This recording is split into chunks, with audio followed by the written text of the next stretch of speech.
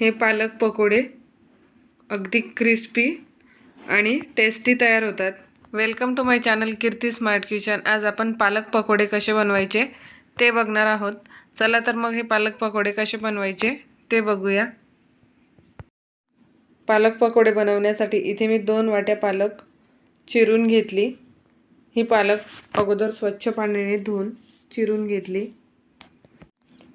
2 वाट्या पालकसाठी इथे मी 1 वाटी इतकं बेसन घेतलं।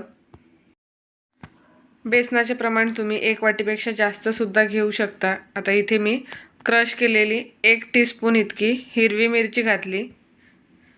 अर्धा टीस्पून ओवा घेतला, तो ओवा हाताने क्रश करून घालायचा।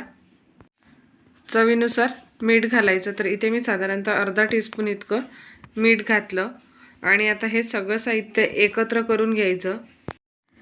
पालकमध्ये भरपूर प्रमाणात आयर्न असते, त्यामुळे ही पालक खाण्यास अतिशय पौष्टिक असते।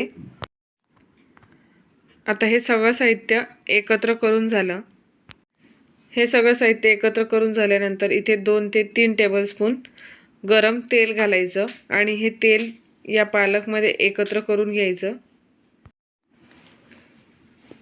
तेल एकत्र करून झालं।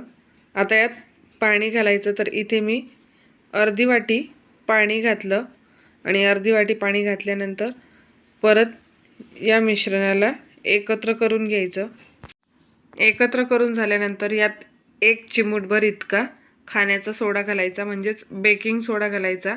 आणि बेकिंग सोडा घातल्यानंतर हे मिश्रण एकाच दिशेने फिरवून हा बेकिंग सोडा या मिश्रणामध्ये एकत्र करून घ्यायचा।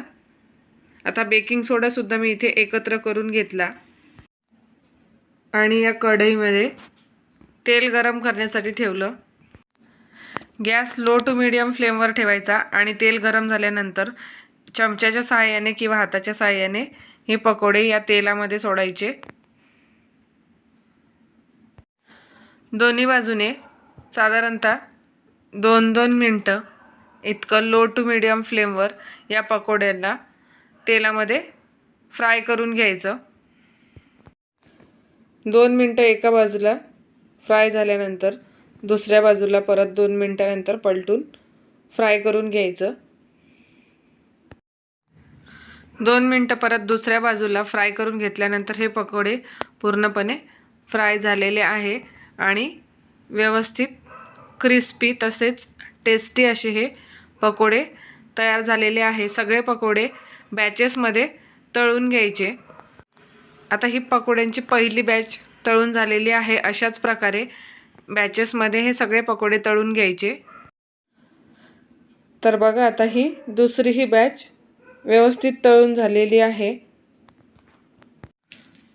कांदा लसूण न खाणाऱ्यासाठी तर ही अगदी भन्नाट अशी पकोड्यांची रेसिपी आहे। आता हे सगळे पकोडे तळून झालेले आहे।